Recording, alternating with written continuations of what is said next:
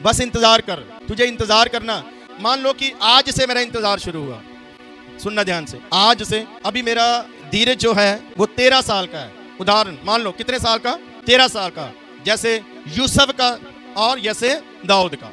अब यहां से लेकर 13 साल तक धीरज तो रखना है, लेकिन क्या कुछ करना भी है या नहीं करना है? उतने समय तक सिर्फ धीरज नहीं रखना। आज से 13 साल, 15 साल, 10 साल, 2 साल, 1 साल, हो सकता है कल ही तक की हो आपकी लिमिट, कल खत्म होने वाली हो, आप पीछे से आपका टाइम हो चुका हो पहले से, हो सकता है आज अभी वो टाइम आपका पीछे से चलता चलता अभी आ गया हो, तो हो सकता है कि थोड़ी देर बाद हो। एक जगह प्रभु ने कहा था, उसकी माँ कहती, बेटे इनके घर में अब दाखरस खत्म हो गया, कुछ कर। वो कहता जी मेरा टाइम अभी नहीं आया, लेकिन थोड़ी देर बाद टाइम आ भी गया, वहीं पर ही आ गया। सबसे पहला मिरेकल उसी घर में हुआ।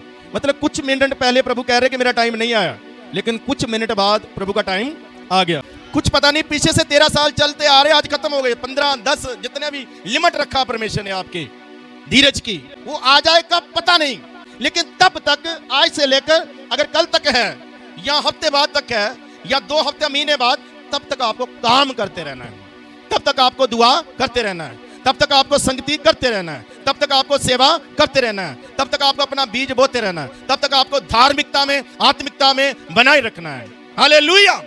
ये नहीं कि आराम से बैठना है, वहां तक जाते जाते काम करते रहना है। दाऊद को जंगल में ढूंढकर शमूएल नबी कहता है, खुदा ने तुझको राजा चुना, मसा कर रहा हूं तुझे मैं। जिस दिन से मसा हुआ, अभी राजा बनने का टाइम बहुत सालों बाद है, लेकिन आज मसा हुआ।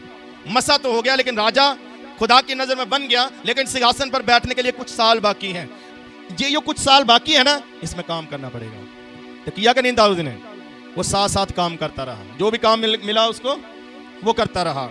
सब काम करने वाला, वो आराधना भी कर लेता है, वो गीत भी गा लेता है, लिख लेता है, अच्छा साज भी बजा लेता है, भेड़ों को भी अच्छे से चरा सकता है, कितनी खूबियां उसमें, और वो भेड़ों की रक्षा भी अच्छे तरह से कर लेता है। वो जंगल में शेर से युद्ध करके भेड़ को छुड़ाने का भी टैलेंट रखता है। सिर्फ आराधना करने वाला, साज बजाने वाला नहीं था वो शेर से भी युद्ध कर सकता है, वो भालू से भी अपनी भेड़ को बचा सकता है। कितनी खूबियां है उसमें। कौन सा काम मिला?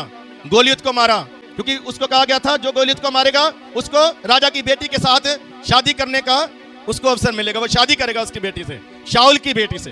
तो शायद दाऊद के मन में आया हो, गोलियत को मार दूंगा तो जो अब मैं राजा का दामाद बन गया तो समझ लो राजा बन गया। तो उसने मार दिया उसको। तो राजा अब उससे कहता है, दाऊद तू मेरे घर में आया कर, मेरे लिए साज बजाना। अब एक राजा क्या बजाएगा? साज बजाएगा। उसने कहा जी ठीक है बजाऊंगा। तो फिर राजा उससे कहता है, क्या तू मेरे शस्त्र उठाने वाला बन सकता है? उसने कहा जी ओके बन जाऊंगा, ये भी काम, साज भी बजाऊंगा और क्या करूंगा, जब युद्ध में जाएगा शस्त्र भी उठाऊंगा। शस्त्र उठाना मतलब बैग उठाना। आपने देखा होगा कि बहुत सारे दास है, कोई साथ में उनका क्या करता है, बैग उठाता है। ये भी सेवा है। एक बार मैं खाना खा रहा था तो मैं प्लेट रखने के लिए जा रहा था, तो एक विश्वासी ने फटाफट मुझसे प्लेट छीन ली।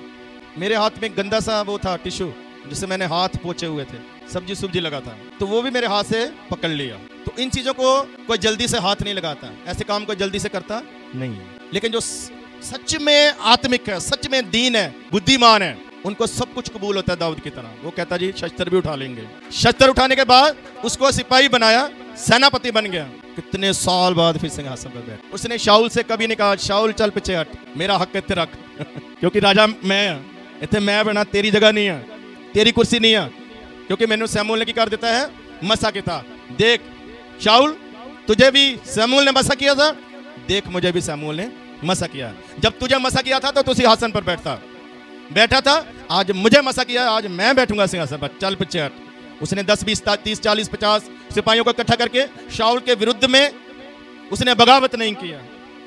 क्योंकि पहले के समय में लोग क्या करते थे, बगावत करते थे, राजा को हटाकर क्या करते थे, वो खुद बैठ जाते थे, मार देते थे राजा को। ये काम दाऊद कर सकता था, लेकिन दाऊद ने ऐसा नहीं किया। वो वेट करता रहा, इंतजार करता रहा। एक दिन बैठा वो सिंहासन पर। जो मैं प्रचार कर रहा हूं वो ये दीनता है। हालेलुया। तो आप मुझे बता सकते हैं, क्या दाऊद को महिमा मिला या नहीं मिला? क्या दाऊद को आदर मिला या नहीं मिला है? दाऊद के वंश में से मुक्तिदाता आता है। आज दाऊद का प्रचार कर रहा हूं, आज दाऊद के हम गीत गाते हैं, आज नए नए में प्रभु यीशु मसीह दाऊद की बात करते हैं। ये आदर, ये महिमा खुदा की तरफ से दी जाती है दीन लोगों को। हालेलुया। लेकिन जो दीनता नहीं करता है उसका टाइम आता नहीं है। अगर बनाया भी हो खुदावंद ने वो टाइम, तो वो चला जाता है। लेकिन टाइम आता है उनका जो अपने आप को क्या करते हैं, दीन बना लेते हैं। आमीन हालेलुया। सब बोलिए हालेलुया। आखिरी बात, एक स्त्री आती है प्रभु यीशु मसीह के पास, वो कहती है मेरी बेटी में दुष्ट आत्मा है, वो उसको फेंक देती है, वो बीमार हो जाती है, वो उसको सताती है। बाइबल में ऐसा कहा वो स्त्री उनके पीछे भाग रही थी। अब 13 लोग जा रहे हैं कि स्त्री उनके पीछे भाग रही है, लोग क्या कहते होंगे। लिखा उस स्त्री ने अपनी हदों को पार करके उस एरिया में दाखिल हुई। हालेलुया। वो किसी और नगर की थी, वो भाग रही है, चिल्ला रही है उनके पीछे। वो खड़े हुए, प्रभु यीशु मसीह और शागिर्द खड़े हुए, वो आकर झुक जाती है, चरणों में गिरती, वो अपनी बेटी के बारे में बताती है, समस्या बताती है। हालेलुया।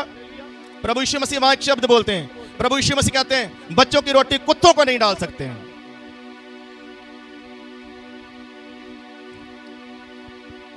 सुन रही है बहनें कि नहीं? प्रभु यीशु मसीह ने क्या कहा? बच्चों की रोटी कुत्तों को नहीं डाल सकते। इसका सीधा सा मतलब क्या निकलता है? हालेलुया। अब वो कह सकती थी क्या हम कुत्ते हैं? वो लड़ने लग जाती, झगड़ा कर सकती थी।